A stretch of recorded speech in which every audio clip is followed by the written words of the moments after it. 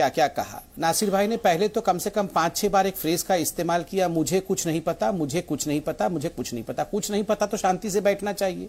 कुछ पता नहीं है मगर हर विषय में बोलना है जय श्री राम के लिए ऐसा हुआ, मुसलमान डरा हुआ है, यही हो रहा है। पता किसी को कुछ है नहीं मगर कूद जाना है, बैंड वैगन में कूद जाना है और उसके बाद हिंदुस्तान लिंचिस्तान बन गया जी, मोदी जी ने ऐसा कर दिया, फासिज्म हो गया, ये सब बोलना है। दूसरी बात, नासिर जी ने जी न्यूज और आप पे भी सवाल उठाए। उन्होंने कहा आप क्यों जज बने हुए थे, वो आप इदरीस पहलवान से इतने सवाल क्यों पूछ रहे थे।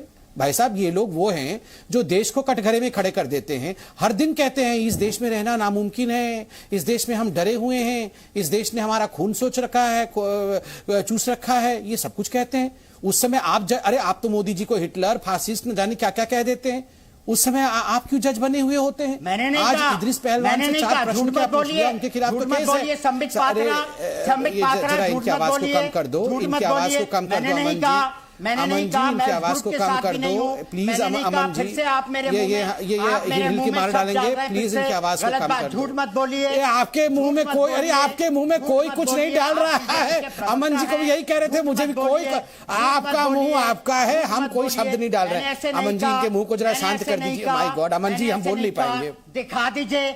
अमन जी, मैं शांत बैठता हूं, पहले इनकी आवाज कम करिए तभी मैं बोल पाऊंगा। नासिर अब्दुल्ला एक एक करके बोलेंगे, समझ में आएगा।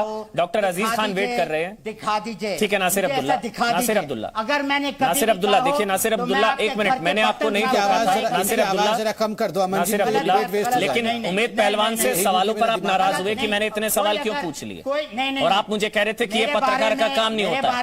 मैं आपको फिल्मकारी नहीं सिखा रहा, कृपया करके मुझे पत्रकारिता मत सिखाइए।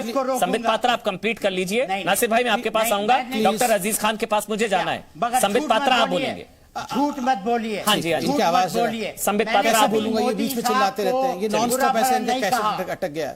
ठीक, संबित पात्रा, इनकी आवाज अटक गई है, इनकी आवाज कम करिए पूरे। हाँ, थैंक आप यू। मेरे बारे में झूठ बोलेंगे तो मैं चिल्लाऊंगा। संबित, आवाज कम कर दीजिए। देखिए, ये डरे हुए हैं, ये डरे हुए हैं, डर के इनका हाल खराब हो गया। इनकी आवाज कम कर दीजिए, मैं बोल रहा हूं। देखिए, मैं कुछ झूठ नहीं बोल रहा हूं। इन्होंने खुद आपसे प्रश्न पूछा था और कहा था कि यह आपका काम नहीं है, आप इदरीस पहलवान से इस प्रकार का जेरा क्यों कर रहे थे, ये इन्वेस्टिगेशन क्यों कर रहे थे।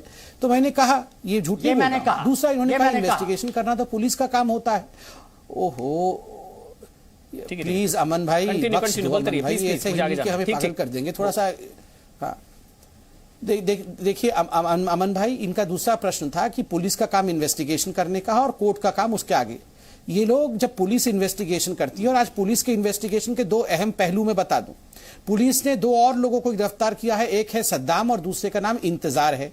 सद्दाम का बाइट हर चैनल में चल रहा है, आपने भी देखा होगा। सद्दाम ने खुद बाइट में कहा है कि हाँ, मैंने भी मारा था और मैंने भी ताबीज का काम, ये जो बुजुर्ग था वो ताबीज का काम करता था अब्दुल, और मैंने भी पिटाई की थी। इंतजार ने भी ये सारी बातें कही हैं, ये पब्लिक डोमेन में है।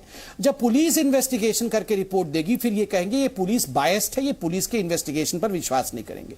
जब कोर्ट, सुप्रीम कोर्ट तक याकूब मेमन चला गया और फांसी की सजा हो गई, तो ये लोग कितना हिल रहे थे उस दिन। रात के 12 बजे हिल के गए थे सुप्रीम कोर्ट तक कि खोलो खोलो सुप्रीम कोर्ट का दरवाजा, खोलो सुप्रीम कोर्ट का दरवाजा, फिर से खोलो रात को 3 बजे, क्योंकि हमें सुप्रीम कोर्ट पर भी भरोसा नहीं है। ये किसी पे भरोसा नहीं करते हैं जी, ये किसी पे भरोसा नहीं करते हैं। और तो और ये क्या कह रहे थे कि ये 80 साल का बुजुर्ग कुछ बोल रहा है तो उस पर विश्वास कर लेना चाहिए। ये क्या सिलेक्टिज्म है। जब 80 साल की हिंदू महिला बंगाल में बोलती है कि मेरे साथ रेप हो गया है, तब तो बिल्कुल नहीं सुनना चाहिए। 80 साल का जब कोई और बोलता है तो बिल्कुल सुन लेना चाहिए। ये जो सिलेक्टिविज्म है ना इन लोगों का, अब ये पूरे तरह से इसका पर्दाफाश हो चुका है।